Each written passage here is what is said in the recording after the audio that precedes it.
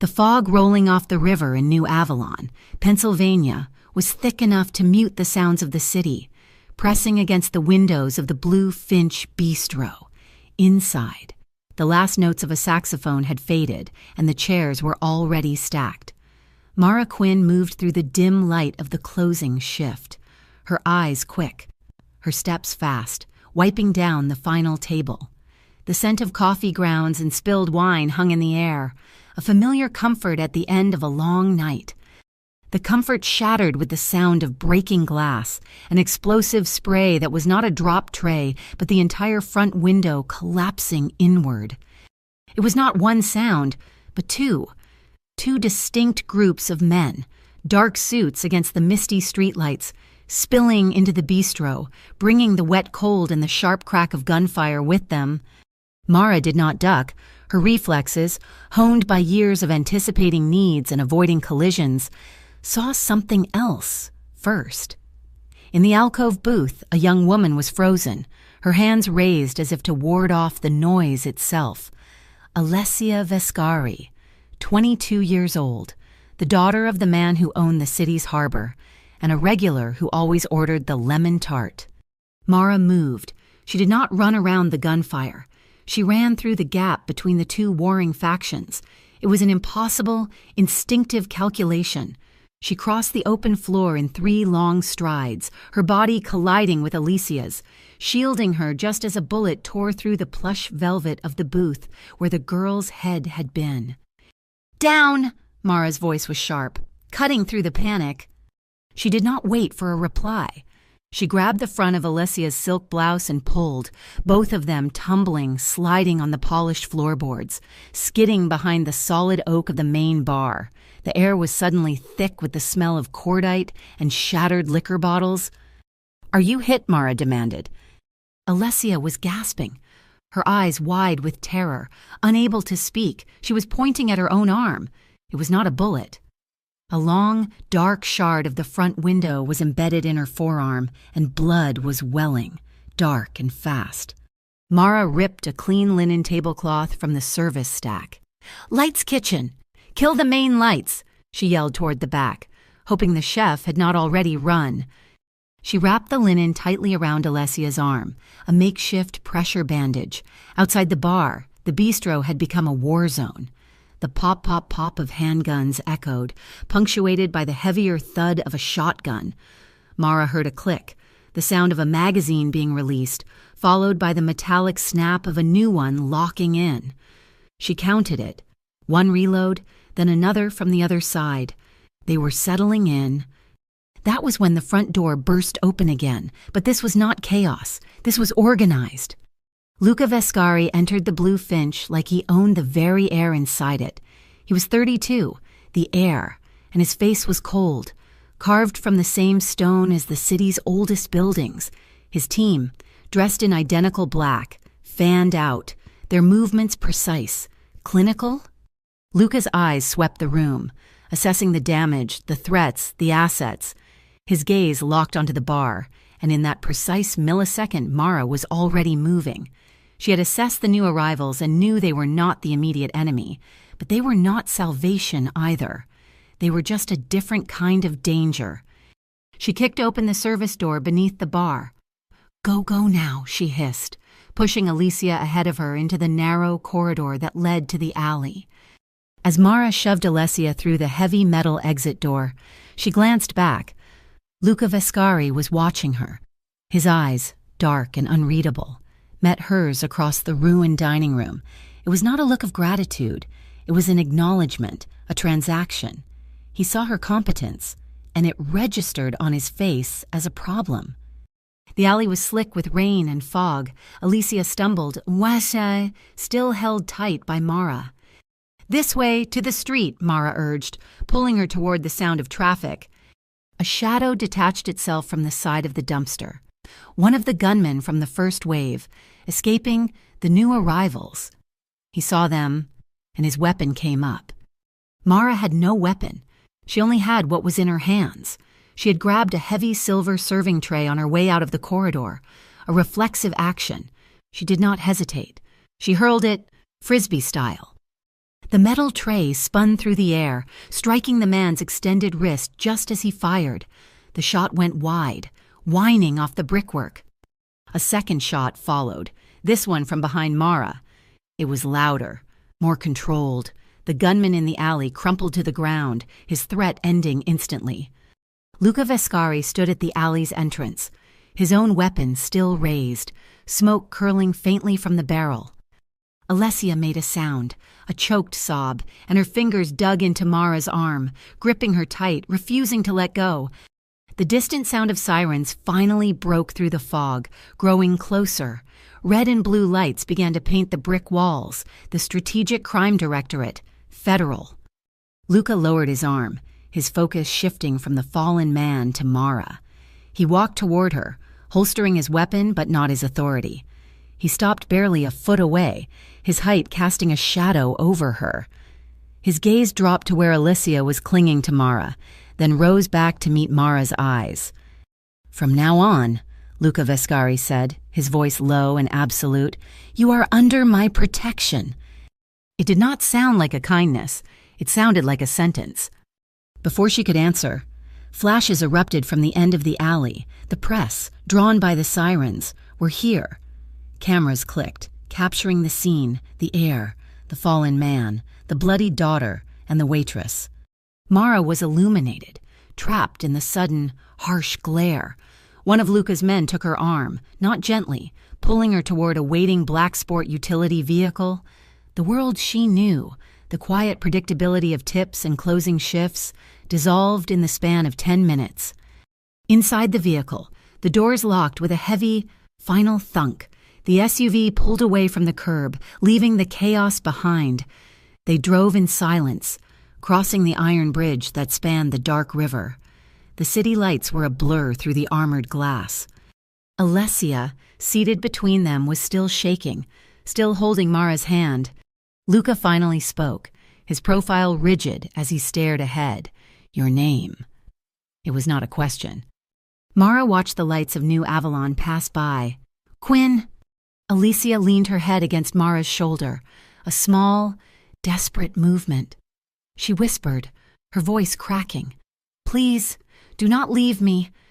The sun rose over New Avalon, but it brought no clarity, only a harsh gray light that exposed the city's grime. Mara had been dropped at her apartment in the early hours with 2 Vescari guards posted in the hallway, their presence as suffocating as the fog had been. Sleep was impossible. The morning came with a sharp, official knock. It was not the Vescari family, it was the Strategic Crime Directorate. They did not call it an interrogation room. It was a conference suite in a sterile downtown federal building, smelling of industrial cleaner and stale coffee. Mara sat opposite Agent Hale, a man whose suit was as bland and gray as the walls. "Mara Quinn," he began, sliding a folder onto the table. "You had quite a night at the Blue Finch."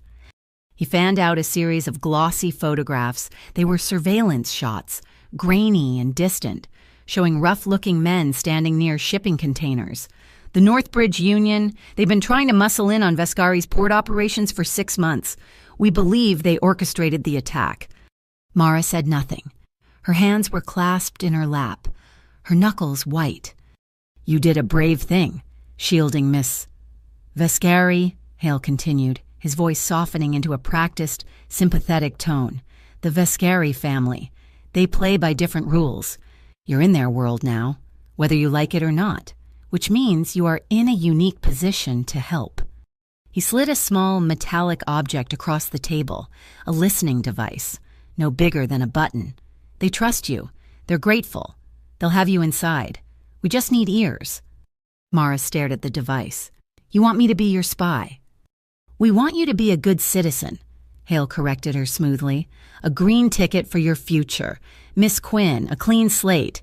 He leaned in, the sympathy vanishing, replaced by a cold, bureaucratic precision. "Or, we could look closer at your own affairs. Your stepmother, for instance. Her residency paperwork looks a little complicated. It would be a shame if she faced deportation over a clerical error." The threat hung in the air, a different kind of violence. The Vescari invitation came 3 hours later, delivered by a driver who did not speak. Villa Arden was not a house. It was a fortress of red brick and old money, perched on a hill overlooking the city. The air was different up here, cleaner, thinner. Mara was escorted into a formal drawing room where Celeste Vescari stood by a cold fireplace. She was a woman who seemed carved from marble, her posture perfect, her grief and gratitude held behind a mask of aristocratic calm. "Miss Quinn," Celeste said, her voice low and resonant, "we are in your debt. My daughter is alive because of your courage." She extended a hand, cool and dry, her grip firm. Her eyes, however, were not grateful. They were assessing, measuring Mara as a potential asset or a profound liability. Alessia burst in then, her arm in a pristine white sling, her face pale but resolute. "She has to stay. Mama, I told you. She has to stay with us until this is over." Luca Vescari entered behind his sister, his presence silencing the room. He had been observing Mara from the doorway. "She will stay," he announced, not as a request, but as a verdict, but not as a guest. He turned to Mara. "Your old job is gone. The Blue Finch is a crime scene, and you are now a target by association. I am offering you a position as shift manager at the villa's internal cafe. You will live on property, under our security protocols." He was drawing a new map for her life, and she was not being consulted. That evening, Mara saw her own face on the television in the staff lounge.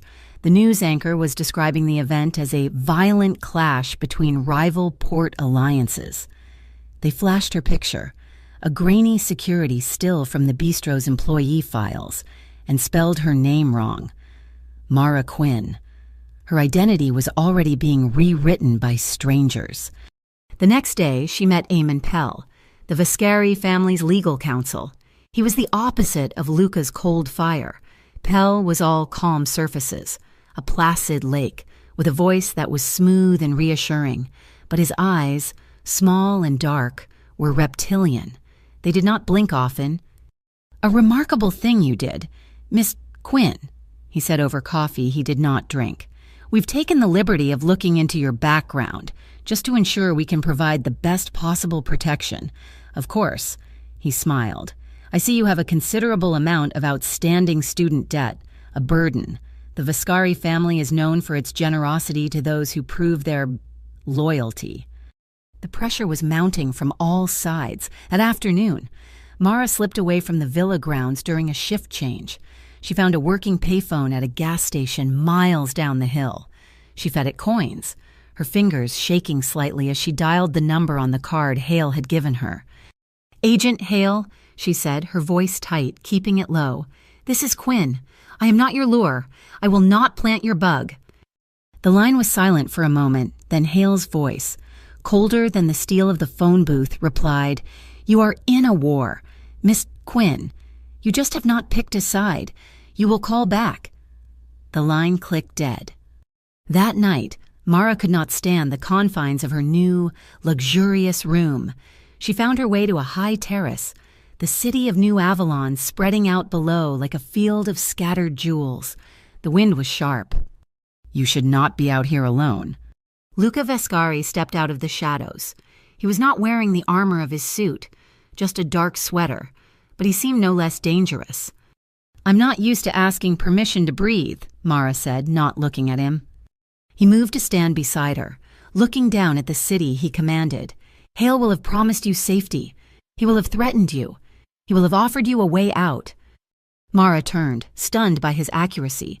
"How do you know?" "Because that is the SCD playbook, and you are the perfect leverage." He reached into his pocket.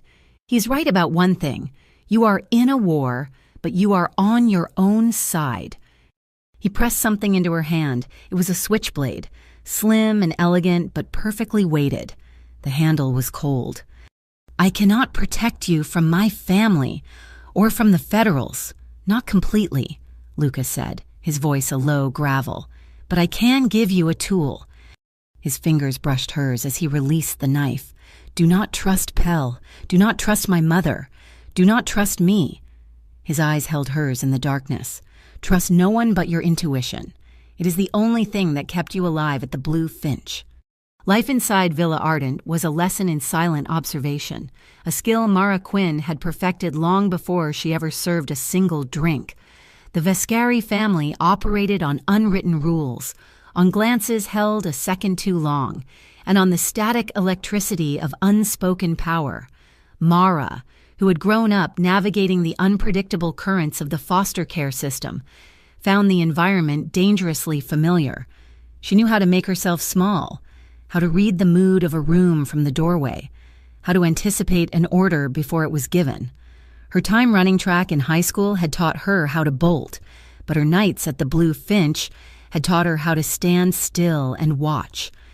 She was now the shadow that moved through the Vescari home, managing the cafe, serving espresso to men with guns in their shoulder holsters, and watching. Her only point of genuine contact was Alicia.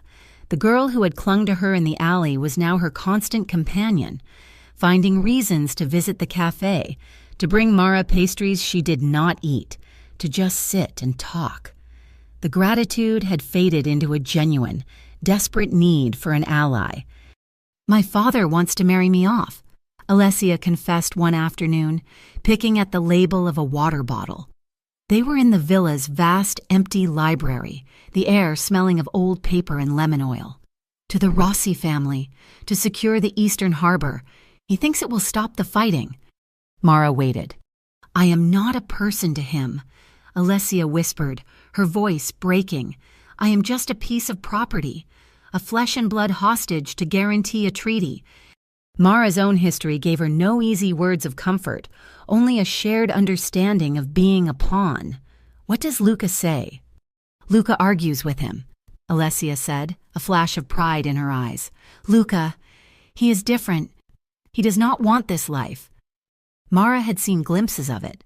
She saw Luca in the early mornings, not in the port but in his study, surrounded by blueprints for automated container terminals and logistics software. She overheard his arguments with the family's older capos. "We cannot keep breaking skulls and expect to survive in this century," Luca had snapped at one of them, his voice carrying from the study. "The money is in clean logistics, in data, not in rackets." "Your father's way made us rich, boy," the older man had growled. "Do not forget it."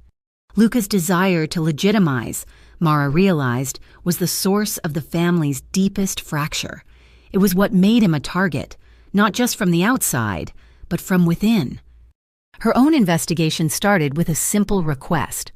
Luca had given her access to the Blue Finch security footage, ostensibly to help her identify the gunman for the family's own records. She sat for hours in the villa's security room, watching the digital ghosts replay her trauma. She watched it 10, 20 times. The gunman, the first wave, moved with a terrifying precision. They did not just storm the front, they split. One group covering the service entrance, the other taking the bar. They knew the floor plan. They knew where the staff would be. They knew the exact layout of the booths. Which one was most protected? Someone had drawn them a map. Her new job in the cafe gave her access to the flow of goods into the villa, deliveries, manifests, invoices.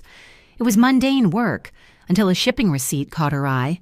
It was from the Vescari's own Haven Gate port, but the embossed seal was wrong. It was a near-perfect forgery, but the ink was a fraction of a shade too light, the press of the seal a millimeter too high, an error only a waitress trained to spot a flawed wine label would notice. The destination on the forged manifest was not a Vescari warehouse. It was a private cold storage facility, K-12. The owner was a shell corporation, Harbor Crown Imports. That evening, Alessia showed Mara a small, lacquered box. "This was my mother's," she said. Inside were dried flowers, a single pearl earring, and a stack of letters. "She wrote this before she died. I never understood it." Alicia handed Mara a piece of heavy cream stationery. The handwriting was elegant, feminine. It was a note to a friend, but one line had been underlined. "He cannot see that the stain is inside, not outside. It is the rot within our own walls that will undo us." The rot within. The thought chilled Mara. Later that night, she was passing Luca's study when she heard raised voices. Eamon Pell. "The press is running wild with this. Luca, the Blue Finch incident is making us look weak, sloppy. We need to handle this. Shut it down." "Shut it down? How, Eamon?" Luca's voice was ice. "Payoffs, threats." "It is a simple cost-benefit analysis," Pell said, his voice maddeningly calm. "The witnesses, the bistro owner, their silence is a small price for stability. We make the problem go away." "No," Luca said. The word was final. "We do not silence civilians. We do not become the thing they say we are. Find the real source." "You are letting your principles get in the way of prudence," Pell countered. "And you are letting your lack of them cloud your judgment. Get out." Mara slipped away, her heart pounding. It was the first time she had seen Luca openly defy the family's old methods. The first time she had seen the conflict with the placid, snake-eyed lawyer. She returned to her room, the silence of the villa feeling heavier than before. She locked the door, a flimsy gesture in a house like this. As she turned, she saw it. A white envelope slid silently under her door. Her name was not on it. She picked it up. Her fingers, which had been so steady serving coffee, were shaking. Inside was a single folded document. It was a copy of an official subpoena from the Strategic Crime Directorate, compelling Mara Quinn to appear before a federal investigative panel. But it was not a filed copy. It was a draft, a threat, a document that had not yet been officially served. It was a whisper in paper form, a perfect piece of psychological warfare. Agent Hale's cold voice echoed in her memory. "You will call back." But was it Hale who had sent this? Or was it someone inside, warning her or trapping her? She was caught, a perfect pincer movement between two ruthless forces. The unsigned subpoena was a heavy secret. Mara folded it and hid it, another piece of leverage someone held against her. Luca's advice echoed in her head, trust no one. But trust was a luxury, and everyone in this house, including Luca, was demanding a form of it. His version of trust was practical. The next day, he took her to the villa's private firing range, a soundproofed concrete room tucked beneath the gardens. "You are a target now," he stated, laying a sleek black handgun on the steel table. "You will learn to be a threat." The head of his security team, a man named Russo, demonstrated the stance, the grip. Mara's hands felt clumsy, the weapon cold and unnaturally heavy. Her first shot was high, the recoil jarring her shoulder, the noise deafening even through the earmuffs. "You are fighting it," Luca's voice said, suddenly close. He stepped behind her, his body heat a sudden contrast to the cool air. He did not touch her waist, but his presence was electric, enclosing. His hand covered hers on the grip, his fingers strong, adjusting her alignment. "It is not about strength," he murmured, his breath near her ear. "It is about control. Breathe out. Do not resist the kick. Become part of the action." He placed his other hand lightly on her wrist. His skin was warm, beneath her own pulse. She could feel the steady, slow rhythm of his thumb. The dialogue of their heartbeats felt louder than the metallic click as he checked the safety. "Now," he commanded softly. She exhaled, squeezed the trigger. The shot was still loud, but centered. His hand lingered on her wrist a moment longer than necessary before he stepped back, the connection broken, leaving her skin feeling cold. Later, the tension found a different outlet.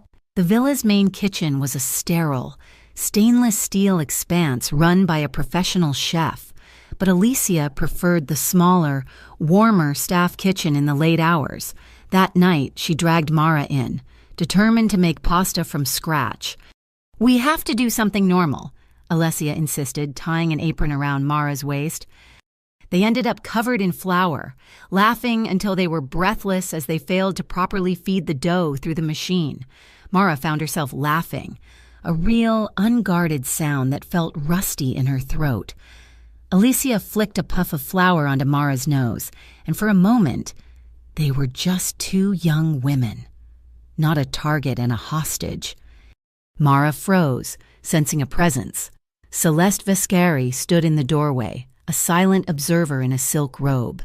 Her face was unreadable. Was this a flicker of warmth in her eyes, a softening at seeing her daughter laugh, or was it calculation? Assessing Mara's deepening integration into the family, Celeste simply watched for a long moment, then turned and disappeared as silently as she had arrived. The laughter died, the cold reality of the house settling back over them. Luca found Mara later, as she walked the perimeter of the estate, unable to settle.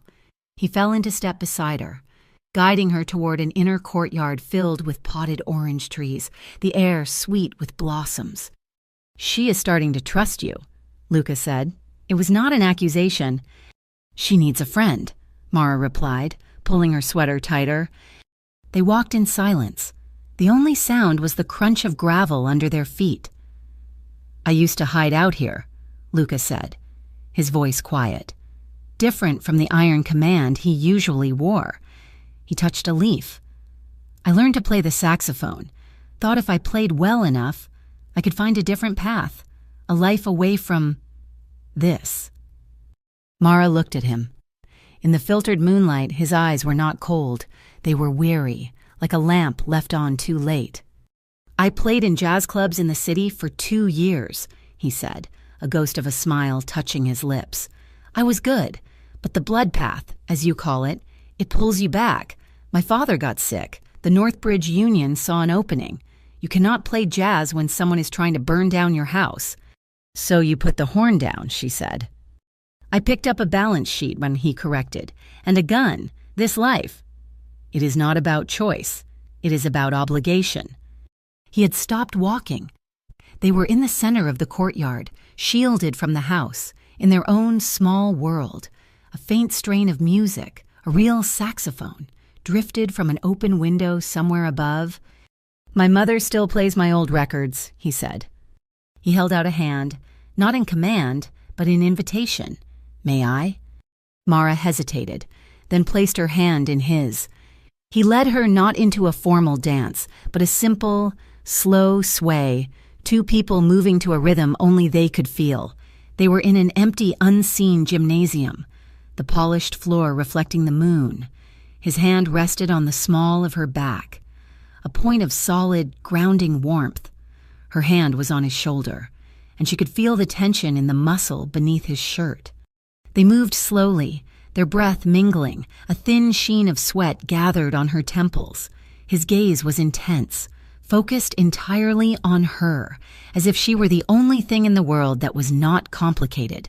He tilted his head, his breath brushing her cheek, and then, as naturally as the music ending its phrase, his lips found hers.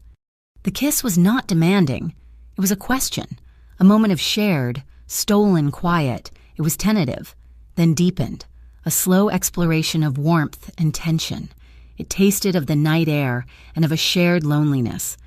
His hand tightened slightly on her back, pulling her a fraction closer, and she let herself lean into him, just for a second feeling the solid wall of his chest. Then, the training, the survival instinct kicked in. Mara broke the kiss. She stepped back, though his hand remained on her back, a warm imprint. "I cannot," she said, her voice steadier than she felt. "I will not become another one of your debts. Luca, something you own." He did not argue. He searched her face, then nodded slowly, his expression serious. "I understand." He let his hand fall away, though his eyes did not. A vibration broke the spell, not his phone, but hers. She had a small burner phone, purchased in cash weeks ago, a relic of a life before this. She pulled it from her pocket, a single, anonymous text message. "Harbor Gala night, 11:45. Look at the lights." The fragile piece of the courtyard vanished. The next day, the external pressure returned. Eamon Pell requested a meeting with Luca, with Mara pointedly in attendance. "Alessia is the core vulnerability," Pell stated, his voice smooth. "The Rossies are restless. Northbridge is aggressive. I strongly suggest we move her Switzerland, perhaps, until we stabilize the ports." Alessia, who had been sitting silently, exploded. "I am not going anywhere. I am not a package to be shipped off so you can make your deals." She stormed out of the room. Pell looked at Luca. "She is emotional. You need to control her." "She is right," Luca said, his voice flat. After Pell left, Luca looked at Mara. "He's not wrong about the gala. It is the Haven Gate celebration. Every faction will be there. It is the most dangerous place in the city tonight." Mara thought of the text. Look at the lights. She thought of the forged manifests, Harbor Crown imports. She thought of the gunmen who knew the Blue Finch layout. "I have to go," she said. Luca stared at her. "Absolutely not." "I went to the Blue Finch every night. Luca, I served those men. I know their faces, how they talk, who they meet. If there is an insider, I can spot him." She held his gaze. "You need ears. You said so yourself, but I will not be your spy." She pulled out the burner phone, showed him the text. "I will be my own." She saw the conflict in his eyes, the strategist warring with the man who had kissed her in the courtyard.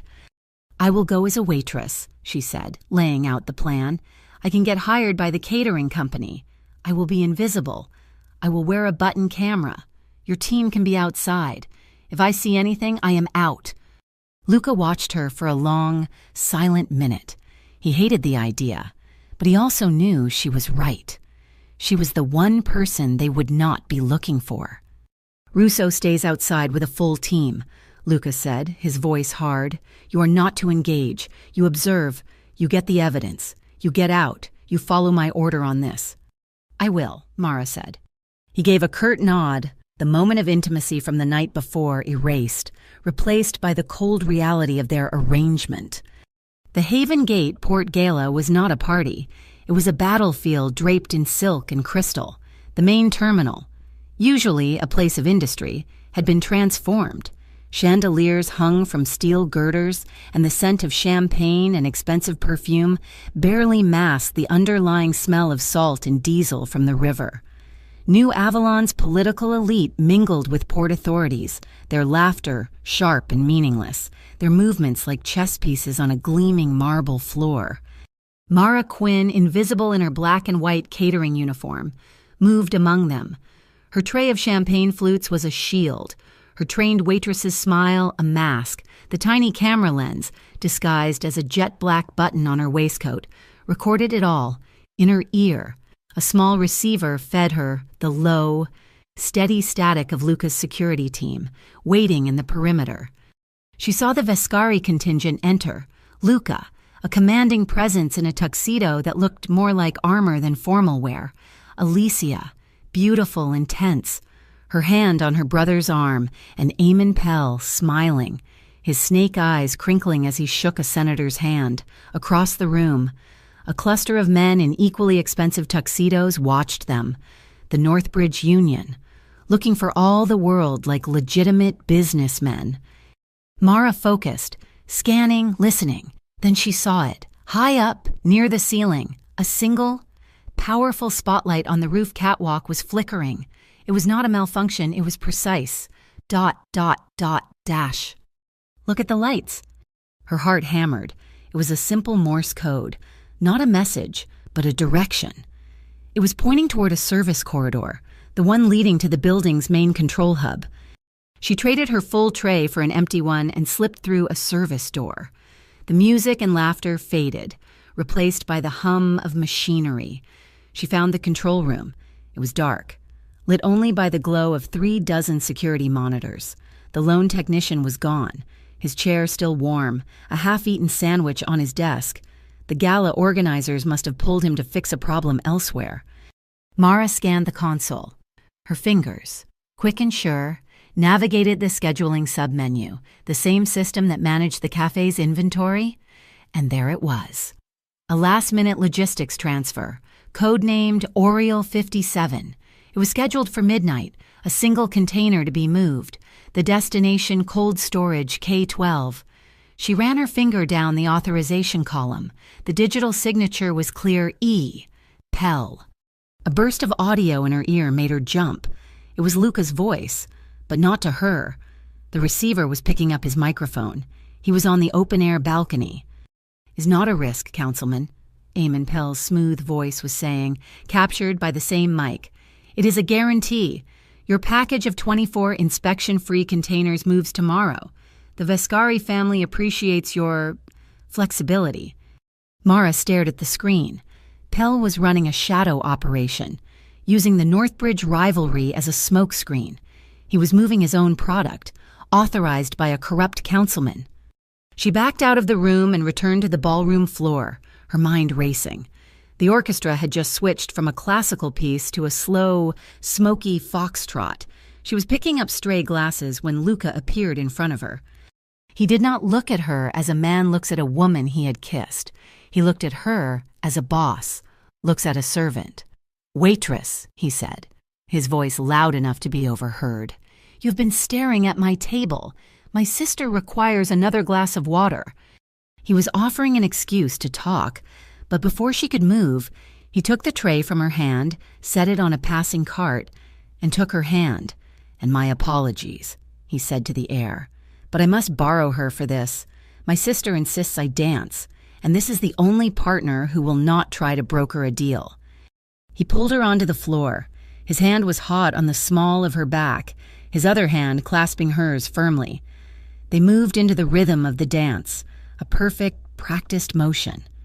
"Report," he murmured, his lips close to her hair, the command absolute. "K-12," Mara whispered, her voice tight. "Pell, he's moving a container. Oriole 57 at midnight. He signed the transfer. I just heard him on the balcony, promising a councilman inspection-free packages." Luca's grip tightened. His expression did not change, but she felt the muscles in his jaw clench. Their eyes met, her suspicion, his knowledge, in that glance. It fused. It became a plan. He did not need to speak. He knew. She knew. Suddenly, a series of loud pops echoed through the hall. Not gunfire, confetti. Massive cannons, hidden in the decorations, exploded, showering the crowd in gold and silver paper. The music screeched to a halt. In the sudden confusion, Mara saw the Northbridge Union members moving, not in panic, but with purpose, toward the side exits. A perfectly executed diversion. In the chaos, Luca released her. "Stay here," he ordered, moving toward Alessia. Mara was pushed by the surging crowd. She was trying to get to the service exit, to loop back to Luca's team, when an arm grabbed her. A man in a catering uniform, one she did not recognize, slammed her back against the wall of a technical corridor, out of sight. His face was pale, his eyes terrified. "This is not your fight," he hissed, his voice a frantic whisper. "They know you are here. Do not go to K-12. It is a setup. Do not go if you want to live." Before she could even react, he was gone, vanishing into the smoke-filled, confetti-littered hallway. Mara leaned against the wall, her breath catching. It was a setup, a warning from a stranger. She had the answer. She could run. Give the data to Luca and run. She thought of Alicia. She thought of the cold, calculating look in Pell's eyes. She thought of Luca, trapped in a life he did not want. She would not run. She pushed herself off the wall and headed for the real exit. The drive to the warehouse district was fast. She found cold storage K-12 easily, a vast windowless block of concrete near the darkest part of the river. She did not know how she would get in, only that she had to. She did not need a plan. As she stepped out of the cab, a black SUV pulled up silently behind her, its lights off. Luca Vescari got out. "I told you to wait," he snarled. "He warned me it was a trap," she said. "And you came anyway," he said, not in anger, but in frustrated disbelief. "So did I." He looked at the building. "My team is 5 minutes out. We wait." "No," Mara said, pointing. A side door was ajar, a sliver of cold, white light cutting the darkness. "They are expecting us now." They moved together, in silence. Weapons drawn, his gun, her slim knife. They slipped inside. The air was frigid, the walls covered in thick ice. The only sound was the hum of the massive freezers. They stepped into the main chamber. It was vast, empty, rows of steel shelving disappearing into the freezing mist. A loud clang echoed behind them. Mara spun. A heavy, steel mesh gate had dropped from the ceiling, sealing the entrance, trapping them. One by one, blindingly bright spotlights flickered on, illuminating them, pinning them in the center of the room. A series of red lights from high-definition cameras lit up. Every one of them pointed directly at the trap. The bright, sterile lights pinned them. Luca and Mara stood exposed on the frozen floor, trapped by the steel gate. A voice, distorted and amplified, crackled through the warehouse, seeming to come from the ice itself. A truly noble gesture, Luca, but ultimately a foolish one. High above them, in a dark observation booth, an internal light snapped on. Eamon Pell stood behind the thick glass, a microphone in his hand, looking down at them. He was no longer the calm, placid lawyer. His face was rigid with contempt. "The family cannot afford a leader who thinks with his heart," Pell's voice boomed. "It needs a leader who understands that blood is just another form __ of currency. The Northbridge Union was a convenient scapegoat for the bistro attack, but they were amateurs." He smiled, a cold, thin expression. "They had the muscle, but I provided the intelligence. They knew exactly which booth Alessia would be in. A detail only an insider could provide. A detail I used to test your reaction. Luca, you failed." "What do you want?" Eamon. Luca's voice was low, tight, his weapon still held at a low ready. "What I have always wanted. Control," Pell said. "But first, we clean the board." A heavy steel door slid open in the main freezer, revealing a smaller, darker chamber. Two of Pell's men, dressed in heavy parkas, shoved a heavy steel chair into the freezing air. Alessia was bound to it, her face pale, her eyes wide with pure terror. "The Vescari legacy is weak," Pell announced. "It is time for a change in leadership, but I am a reasonable man. I only need one of you to disappear. So, Luca, you have a choice. The future of the family, or the waitress who stumbled into a war she does not understand, the heir or the hired help." Luca's face was a mask of cold fury. He had already calculated the odds. There was no escape. He began to lower his weapon, a clear sign of surrender. "Let them both go, Eamon," he said, his voice resonant. "This is between you and me." Pell laughed. "That is not the choice I offered." But Mara was not looking at Pell. She was scanning the wall beside the steel gate, her mind racing. Her eyes locked on a gray metal electrical panel, its lever marked with a bright yellow warning. She knew that panel. A memory surfaced, sharp and clear, delivering coffee to the villa's engineering crew. Listening to them complain about the port's automated systems. They wired the main breakers on the inside of the freezers. One had grumbled, "It is a stupid safety protocol, in case of an external fire, a manual override." "Luca," Mara said, her voice barely a whisper, "the panel, on my mark." Luca was stalling, walking slowly toward Alicia, his hands visible. "What guarantee do I have that you will let either of them live?" Eamon. "You have—" "Now!" Mara yelled. She did not run. She lunged, throwing her full body weight against the heavy-duty circuit breaker. Luca, understanding instantly, dived toward Alicia. The world ended. The blinding spotlights did not just go out. They exploded in a shower of sparks as the circuits overloaded.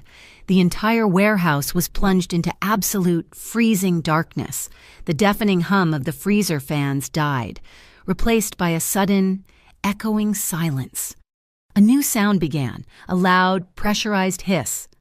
The emergency defrost system, triggered by the catastrophic power failure, began to vent. Thick, white fog poured from the ceiling vents, a blinding cloud of condensation. Within seconds, the air was opaque. A high-pitched wail started up the backup battery alarm, thin and useless in the chaos. "The gate!" Mara screamed into the fog. The electronic lock was dead. Luca found her in the dark, his hand grabbing her arm. They slammed their shoulders against the ice-sealed steel mesh gate together. It groaned, then burst open. "This way!" Luca yelled, pulling her. The backup alarm had done its job. Pell's men, 4 of them, were running down the outer corridor, their flashlights cutting sharp, panicked cones into the thickening fog. Gunfire erupted. The flashes were blinding in the dark. Luca shoved Mara behind a stack of metal shelving. He returned fire. 2 precise shots. One flashlight beam spun wildly and then extinguished. 1 man down. The remaining 3 advanced, firing blindly into the fog. Mara fumbled in the pocket of her ruined catering uniform. Her fingers closed on the small, heavy object she had swiped from a stage technician's belt during the gala's confetti blast, a theatrical flashbang used for stage effects. She pulled the pin. "Cover your eyes," she yelled, and threw it hard onto the concrete floor. The device detonated with a deafening crack and a searing magnesium-white light that illuminated the entire fog-filled space for 1 brilliant, blinding second. The gunmen cried out, their vision destroyed. Luca did not hesitate. He moved like a shadow through the dissipating fog. 3 more controlled shots, 3 impacts. Silence returned, broken only by the wail of the alarm. He was already at Alicia's side, using Mara's slim knife to saw through the thick zip ties binding her to the chair. Mara scrambled up, her ears ringing, and looked toward the observation booth. It was dark. The door at the back of the booth was open. Pell was gone. He had fled in the confusion, but not empty-handed. On the floor of the booth, dropped in his haste, lay a single, silver object. It was not a weapon, it was a USB data token, the kind used for high-security cryptographic keys. Etched into the brushed metal was the unmistakable logo of Harbor Crown Imports. Mara climbed the short metal ladder, scooped up the token, and slid back down. The metal was burning cold. Luca half carried, half dragged his sister toward the exit. They burst out of the freezing warehouse and into the damp, heavy night air of the docks. The sudden humidity felt like a blanket. Alessia was hyperventilating, shaking so badly she could barely stand. She clung to Luca, sobbing his name. Then she saw Mara. She let go of her brother and threw her arms around Mara, burying her face in her shoulder. It was not the grip of a protected girl. It was the desperate, clinging embrace of a survivor, a sister. "You came." Alicia wept, her voice muffled. "You came back." Mara held her, her own body shaking.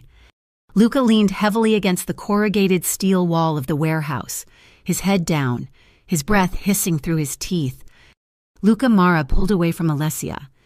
In the faint yellow light of the dock lamps, she saw it.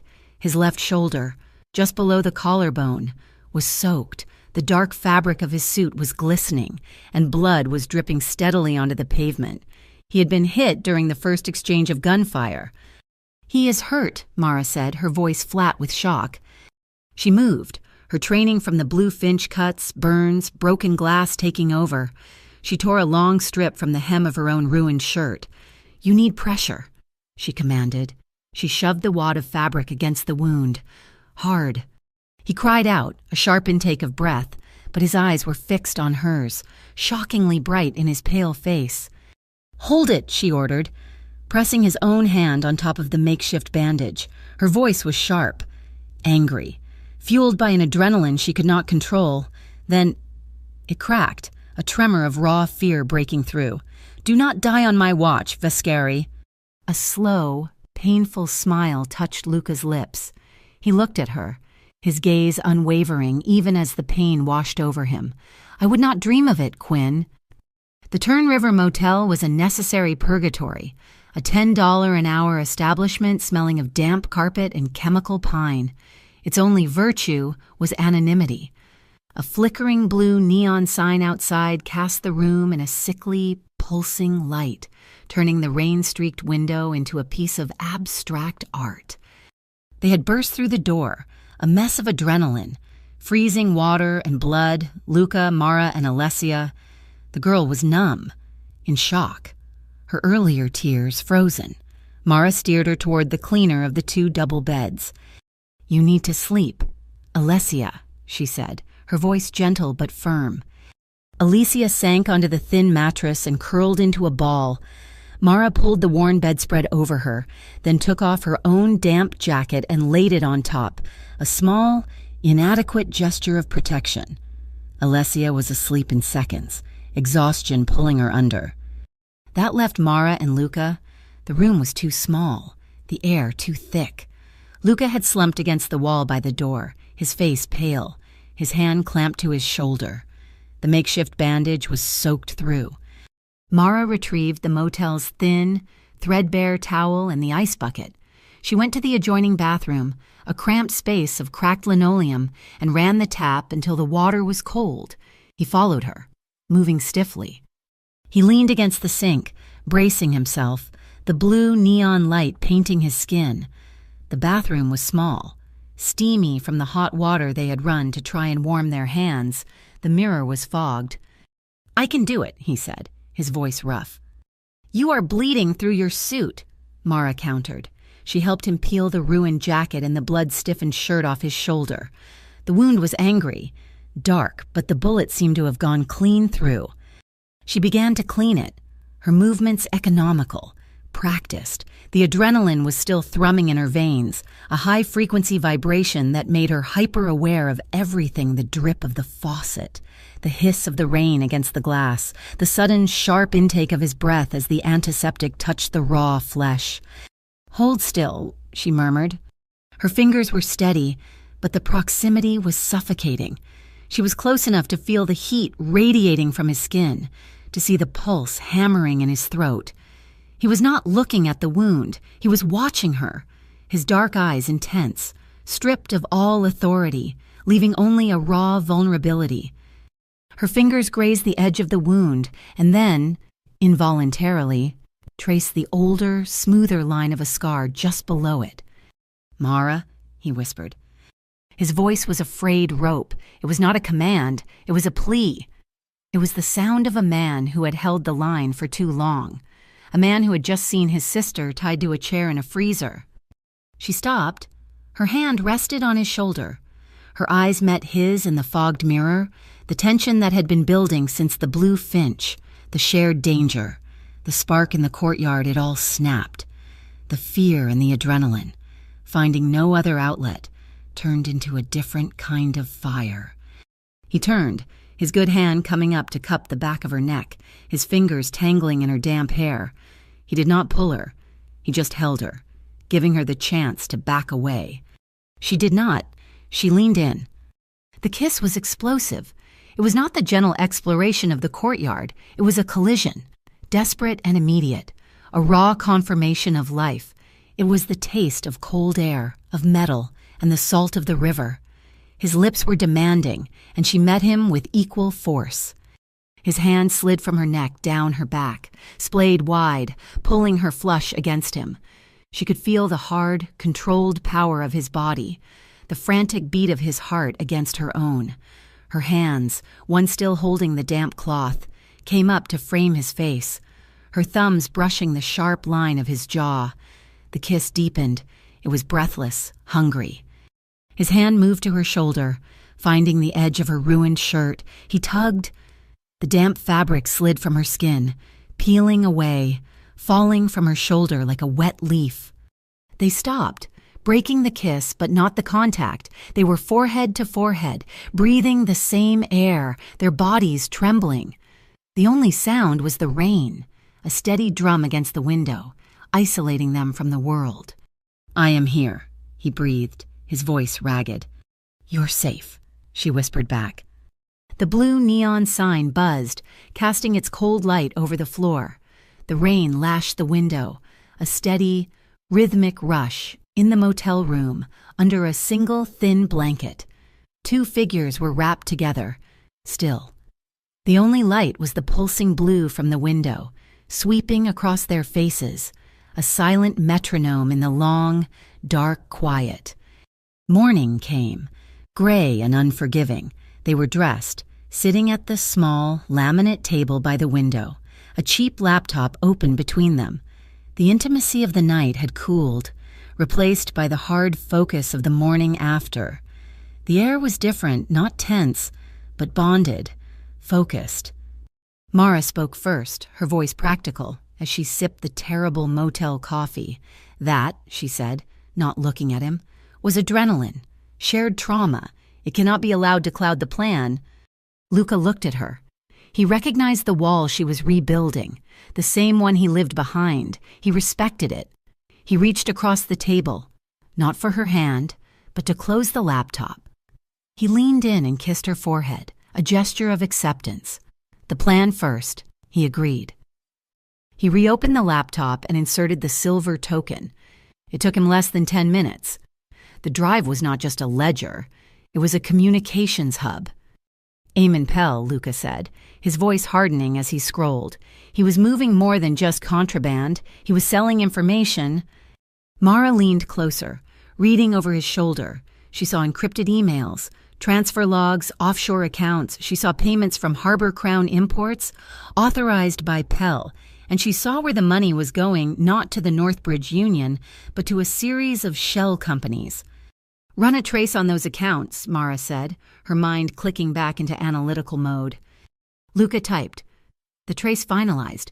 The accounts all fed a single, primary holding company. Vind C. Holdings, Luca read. He ran the name against a federal database. It is registered to a private trust. Whose trust? Luca was silent for a moment. He typed in a new series of commands. He looked up, and his eyes were cold steel. Agent Hale, from the Strategic Crime Directorate. He's eating from both sides, Mara said, the pieces fitting together. Hale, with his threats about her stepmother. Hale, who had pushed her to spy. He's not just eating, Luca said. He's controlling the narrative. He uses the SCD to apply pressure. Pell creates the chaos, and Hale's company profits from the instability. Harbor Crown is their joint venture. We cannot just give this to the SCD, Mara said. Hale will bury it. We have to expose them both, all at once. He has a live data hub, Luca said, pointing to an address in the logs. Pier 9. That is where the real ledgers are. That is where we cut the head off the snake. As they began to form a plan, Mara's burner phone, silent for days, vibrated on the table. An unknown number. She stared at it, then answered, putting it on speaker. Miss Quinn. The voice was cool, unmistakable. Celeste Vascari. I trust you are all right. Luca's personal security team has been compromised. Pell had them on his payroll. Mara and Luca locked eyes. They were completely, terrifyingly alone. I am sending one man I trust to you. Celeste continued, her voice devoid of emotion. But if you find yourself in a position where you must make a choice, you save my daughter first, the rest of us. We will settle our own accounts. The line clicked dead. Pier 9 wasn't the old, rust-stained port of Luca's father. It was a cathedral of glass and steel. Luca's own project, run by automated cranes and a skeleton crew. They moved at 4 a.m, during the precise 20-minute window of the shift change, when the automated systems paused for manual diagnostics. The team was 3, Luca, his left shoulder stiff and heavily bandaged beneath his dark coveralls, was the strike. Alessia, her face pale but her eyes hard, was the decoy, and Mara was the ghost. They breached the perimeter fence at the water's edge. You know the plan, Luca said, his voice a low rasp. Go. Alessia nodded, clutching a fake digital manifest, and walked, not ran, toward the central server hub. Mara broke left, heading for the enormous dark skeleton of the primary gantry crane. Luca moved toward the security office, the cold safe. Mara climbed. The wind off the river was fierce, whistling through the steel struts, trying to rip her from the maintenance ladder. She ascended into the darkness, a small figure moving against the massive machinery. She knew the layout, not from blueprints, but from obsessive observation. She reached the operator's cab, a glass box suspended 100 feet in the air. Below. The pier was a grid of lights and shadows. She saw the patrol cameras, sweeping in predictable. 30-second arcs. She knew their blind spots, a pattern she had memorized from the forged manifests.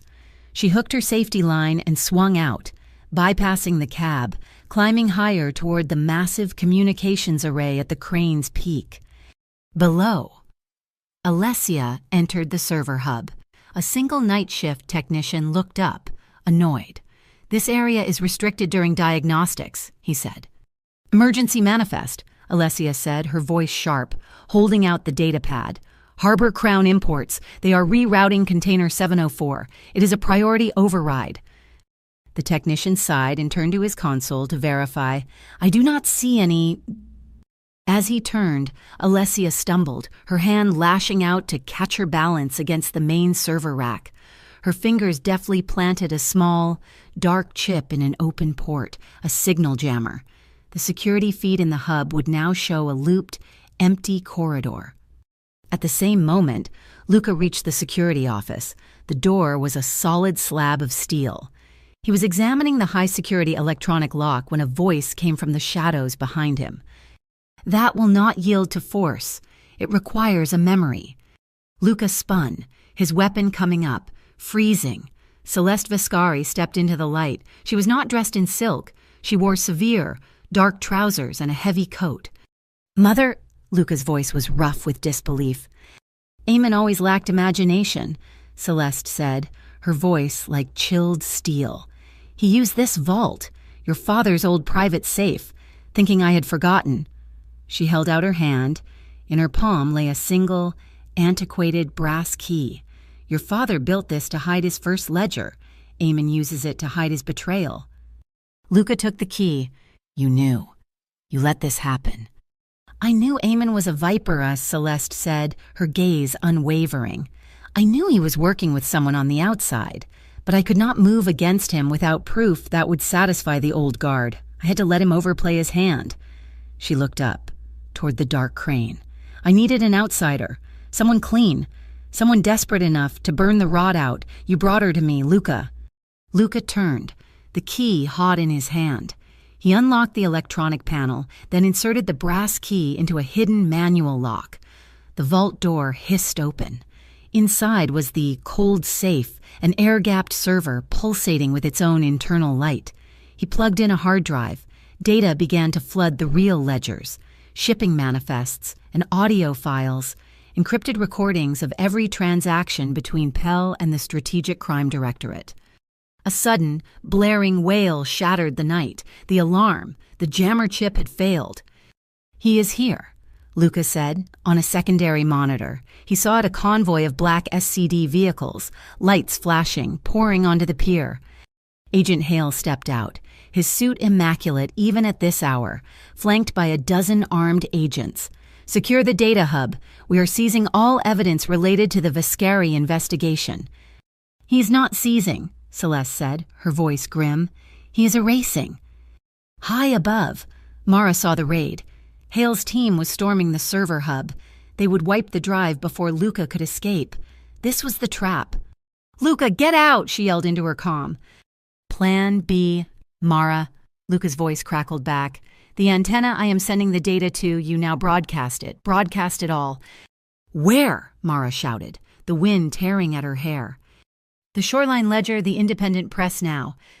In her operator's cab, her laptop lit up. The file transfer began. Mara climbed to the crane's absolute peak, to the powerful transmitter. She plugged her laptop into the mainframe, her fingers flying, rerouting the port's primary signal. She was not just uploading, she was creating a live public data stream. Suddenly, the entire pier was plunged into darkness, the main power cut, leaving only the flashing red and blue lights of the SCD cars.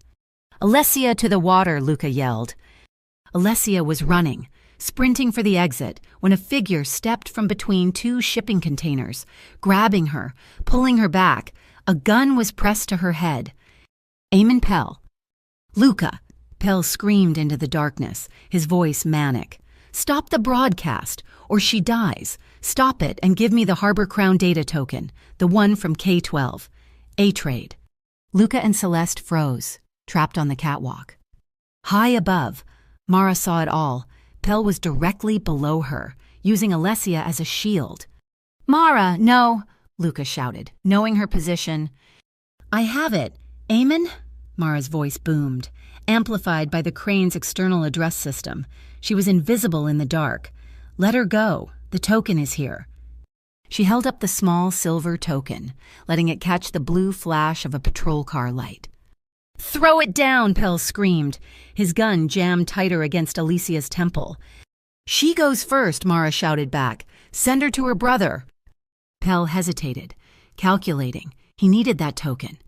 It was the key to his offshore accounts. He shoved Alicia hard toward Luca. "Now the token." Mara leaned out of the cab, her arm extended. "It is all yours. Aim and catch." She did not throw the token. Her hand, steady and sure, slammed down on the manual release lever for the primary cargo hook. It was not a subtle move. It was an execution. The massive 30-ton steel hook and cable assembly, invisible in the absolute darkness, dropped from the sky. It did not hit Pell. It struck the concrete 2 feet beside him with the force of an explosion. The sound was a deafening crack as the pier itself shuddered. The concrete shattered, sending a lethal spray of debris sideways. The shockwave alone threw Pell 10 feet, slamming him into a container. His gun flew from his hand, skittering uselessly into the dark water. The drop of the 30-ton hook was an earthquake. The pier shuddered, and the night was split by the sound of a thunderclap as concrete and steel met. The chaos was absolute. Pell's private security, hired for the betrayal, now fought with the only loyalty they had to their own escape. Agent Hale's SCD team, reeling from the audio blast, tried to secure their primary objective, the data, and Luca, with Alessia and Celeste behind him, fought to hold the line. It was a 3-sided war in the darkness, lit only by muzzle flashes and the strobing blue and red of the SCD vehicles. Above it all, Mara saw Agent Hale break from his men. He was not looking at Pell. He was looking up, at the massive transmitter array on the crane's arm, the source of his ruin. The broadcast was still streaming. He raised his rifle, aiming at the delicate antenna. "No, you do not," Mara breathed. Hale fired. Bullets sparked against the steel, centimeters from the transmitter. He was adjusting his aim. Mara did not hesitate. She grabbed the emergency zipline, the one used for maintenance, and hooked herself on. She launched herself from the cab, a black shadow descending from the sky, sailing over the firefight. She landed hard on the flat roof of the security hub, rolling to absorb the impact, right into the middle of Hale's command unit. Before they could even register her presence, she was moving. She slammed into Hale, not to fight him, but to pass him. In the instant of collision, her hand, quick as a viper, shot out and ripped the magnetic ID card from his tactical vest. She was gone before he could even turn, rolling off the roof and dropping behind a massive power generator. Hale, furious, turned back to the antenna. Mara was already at a wall terminal, the pier's public address system. She swiped Hale's card. The panel beeped. Access granted. She plugged in the audio file Luca had pulled from the cold safe. She slammed the Broadcast All button. A sound, louder than the gunfire, boomed across the entire New Avalon port. It was Eamon Pell's voice, cold and clear from the recording. I guarantee, Councilman, your package of 24 inspection-free containers moves tomorrow. Then, Agent Hale's voice joined it. The Vescari family is the past. Harbor Crown is the future. My future. The shooting sputtered. It stopped. Hale's own men lowered their weapons, staring at their commander, whose corrupt voice was now echoing off every container. And the witnesses, the night shift, the dock workers who had been huddled behind the gates, watching the raid, they stepped out, drawn by the audio. One by one, they raised their cell phones. Dozens of small blue lights lit up the darkness, a sea of digital witnesses. The public was now the jury. Pell saw it. He knew it was over.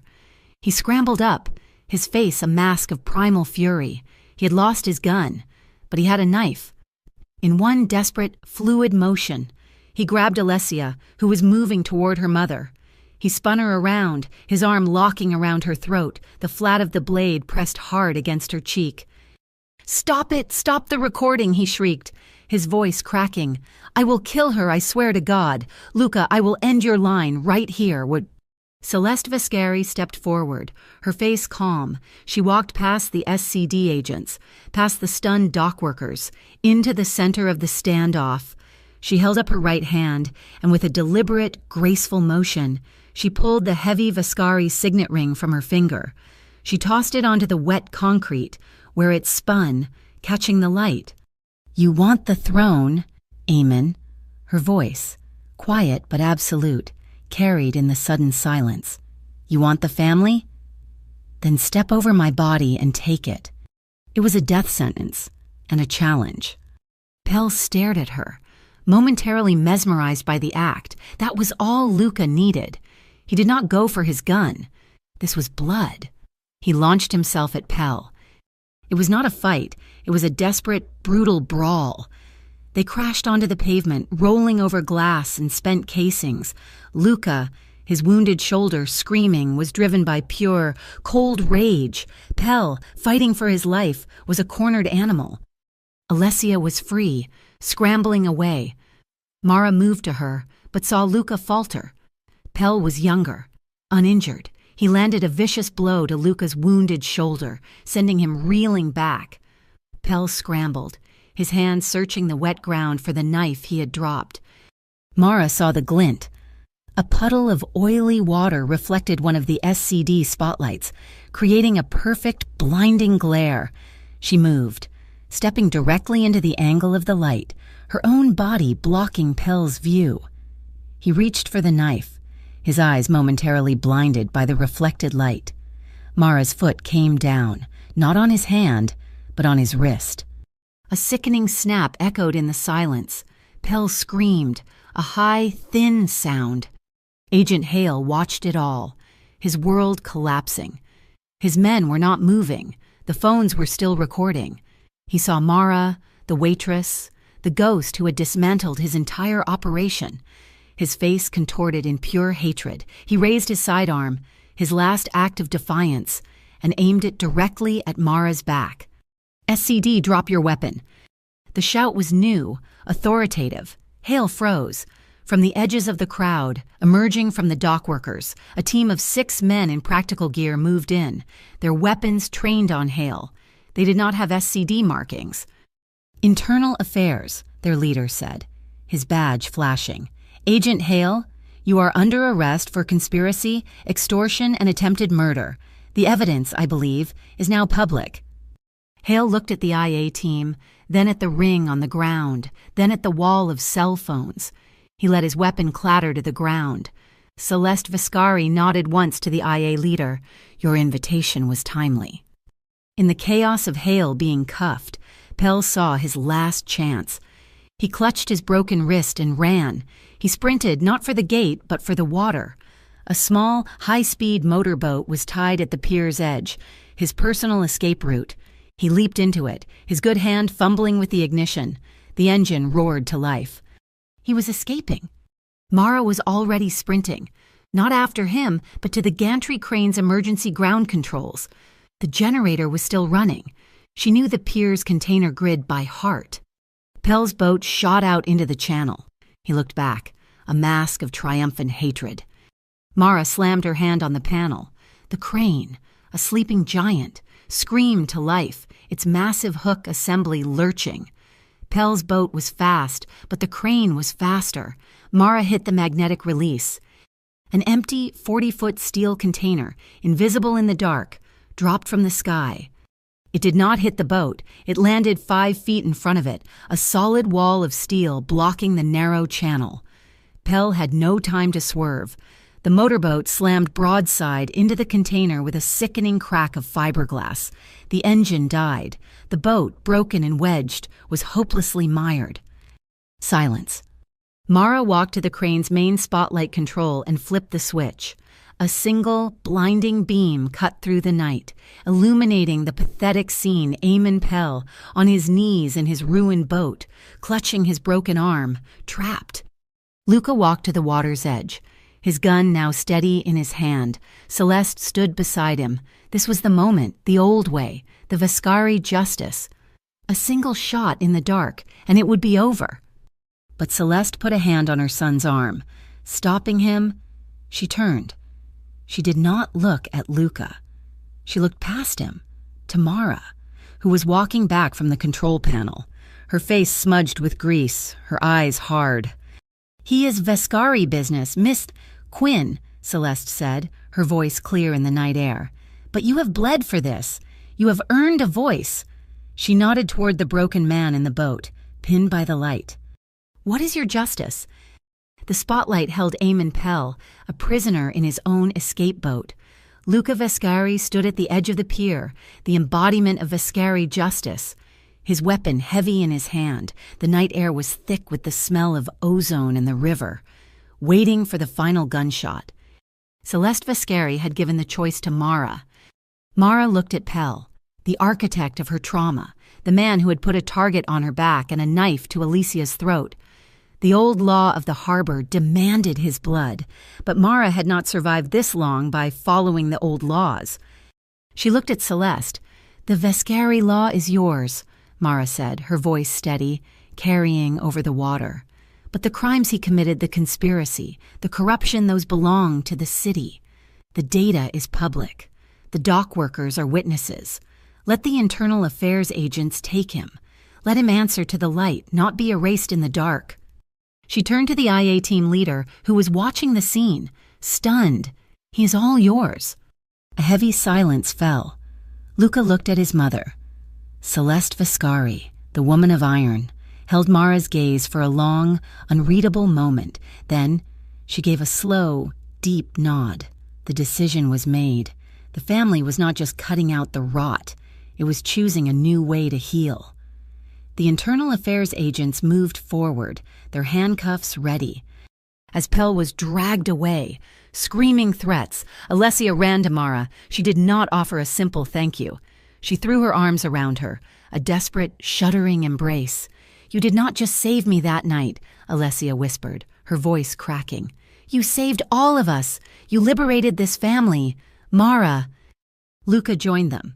The adrenaline was fading, leaving bone-deep exhaustion in its wake.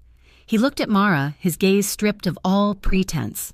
"In the old country," he said, his voice low, "there was a title, the Umbra, the Shadow, an independent council, an outsider bound not by blood but by respect, who had the ear of the dawn and the power to veto any decision rooted in vengeance." He held her gaze. "I am offering you this role. Stay, Mara. Be the conscience I cannot afford to be, but the one I desperately need." Weeks later, the Blue Finch Bistro was no longer a crime scene. It was a memory, rebuilt. The new glass gleamed, the wood was polished, and the scent of coffee and lemon tarts had replaced the smell of cordite. It was long after midnight. The chairs were stacked, the lights were low, and a soft, smoky saxophone tune drifted from hidden speakers. Luca sat at the bar. Mara walked out from the kitchen, wiping her hands on a clean apron. He pushed a small glass toward her. She, in turn, slid one toward him. Their hands met in the middle. The rims of the glasses touched, a quiet clink in the warm silence. "To new beginnings," Luca said. "To clean ledgers," Mara replied, a small smile touching her lips. She set her glass down, but her hand did not retreat. She slowly, deliberately, placed her hand over his on the polished bar top, his fingers, strong and warm, turned, lacing through hers. He leaned forward. This kiss was not the desperate, rain-soaked collision at the motel. It was slow and deep and certain. It was a promise. It tasted of security. His free hand came up, not to grab, but to cup her cheek, his thumb brushing softly against her skin. She leaned into the touch, her eyes closing, her other hand coming to rest on his chest, feeling the steady beat of his heart. The music played on as the focus pulled away, toward the front window, where the rain had begun to fall, blurring the lights of New Avalon into a soft, promising glow. The next morning, the headline of the Shoreline Ledger confirmed the new reality. Harbor Crown's black network dismantled, SCD rocked by internal affairs investigation. The story detailed Pell's corruption, Hale's arrest, and praised the new Clean Logistics initiative pioneered by Luca Viscari. That afternoon, Celeste Viscari walked into the Blue Finch. She wore a sharp business suit. She placed a single, leather-bound folder on the bar. "The family is grateful," Celeste said. "This is what the family did next." Mara opened it. It was not a check. It was the deed to the Blue Finch. "It is a gift," Celeste stated, cutting off Mara's protest. "Not a chain, gratitude, not obligation. What you do with it is your own choice." As Celeste left, Alicia burst in, waving a laminated menu. "If you are the boss, I am officially applying for a job," she announced, beaming. "Night manager and chief mocktail designer." She pointed to the first item. "I call this one the run-through Gunfire." Mara laughed, a genuine warm sound that filled the bistro. That night, Mara found Luca on the villa's high terrace, overlooking the city. She held a single piece of paper. "I will accept the role of Ombra," she said. He turned, relief washing over his face. "On one condition," she said, handing him the paper. He read it. It was a contract, written by her. At the bottom was a single, non-negotiable clause. The Ombra retains the absolute and final right to veto any action, physical or financial, deemed by her to be an act of senseless, avoidable bloodshed. He looked up from the paper, his eyes filled with a profound respect. This is the new moral line for the family. He signed it without hesitation. Mara turned, looking out at the city lights. The air was cool. She did not hear him approach, but she felt his warmth. Luca stepped behind her, wrapping his arms around her waist, pulling her back gently against his chest. He rested his chin on her hair, his embrace solid, a safe harbor. "You know," he murmured, his voice rumbling against her back, "from that very first night you ran through the Gunfire, you were never alone." Mara smiled, a slow, genuine smile. Leaning back into his hold, the story was not over. It was just beginning. Thank you so much for listening to our story. We would love to know where you are listening from, so please comment below and share your thoughts. If you enjoyed this journey, please subscribe to our channel, Mafia Boss Story, like this video, and give us extra support by hitting that hype button so this story can be heard by even more people.